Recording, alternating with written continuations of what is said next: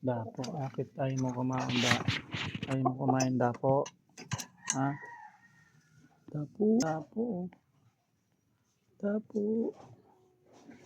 Ay, tinatawag kong dapo ito kasi maliit pa to. Dumapo lang to dito sa bahay. Ako kanina wala namang naghanap kaya inalagaan ko po ito dito. Siguro mga 3 buwan siya. Napakapayat niya. Sipunin.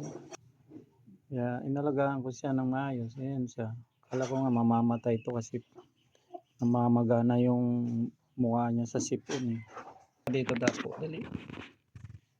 Dito dapo.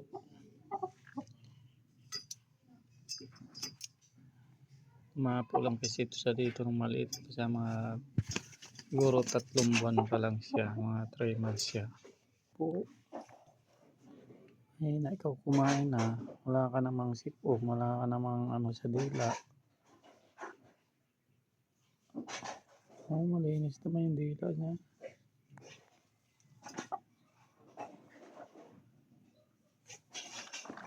Ay, ano na to. Panalo na ng isa to. Ito lang yung sugat niya. Ayan, nabali yung daliri. Yan ang nasugatan sa kanya. Ito kaya bumaluktot yan. Yan. Si Pandak. Pandak. Ay, humihina din kumain. Nakikisabay din kay Dapo. Ang mga anak humihina kumain.